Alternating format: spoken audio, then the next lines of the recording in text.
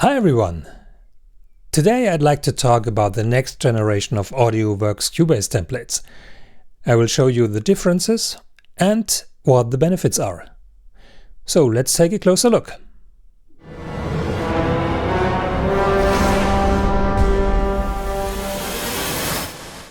So here we are in my Cubase template for Berlin Free Orchestra, and you can see in the file name there is my version number, and for these templates the version is 6. And you can see as well the second digit of the version number. If there is a 0, that means all the instrument tracks are disabled, and if you see 0.1, that means all the instrument tracks are enabled. This is the same for the new version of my templates. So let's take a look at the main differences. So here we have the old version, and you can see, for example, for the violins long, there's assigned an expression map, and as you can see, this expression map is the same for the violins, the violas and the cellos. Within the expression map you can see the remote trigger is the same as the output mapping, and that's why you can see here in the interface of the instrument this is corresponding to the keys here defined in the interface. And you can see the names of the articulations: sustain, staccato, pizzicato, tremolo, and this is the same within this expression map. So let's switch over to Cubase 15 and let's bring up the expression map window. Here we are. First of all, you can see now each instrument got their own expression map, and the reason is because Cubase 15 allows now to define an attack compensation. I need for each instrument an own expression map to define different attack compensation values.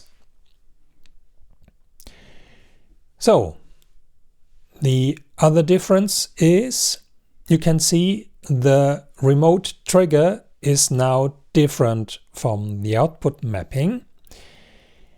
I made a video already about my standardized key switches, and this is also implemented in these expression maps, and there's a reason for that, and we come to this reason later. And you can see the name of the sound slot and the articulation has been updated, and this is the second important improvement about the new templates.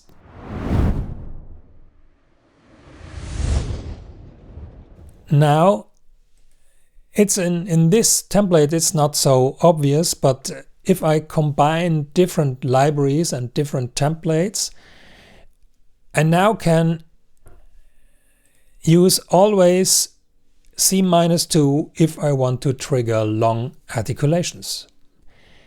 So I don't have to think about on which key switch is the long articulation for this instrument, and this can be different from several libraries. That's one key point which is very important. And there's another thing.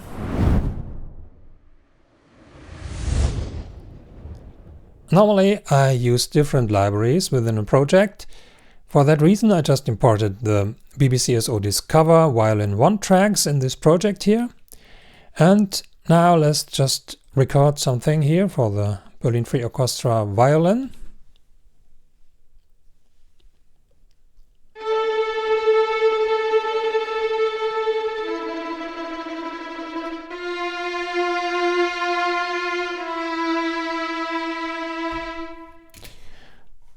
So, and I started with tremolo and then switched to the long articulation. Now I can just copy this MIDI part to the Discover violin.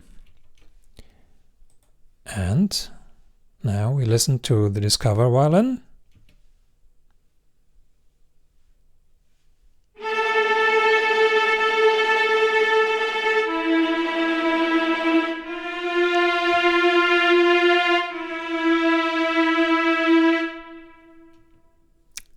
And it works directly without additional editing.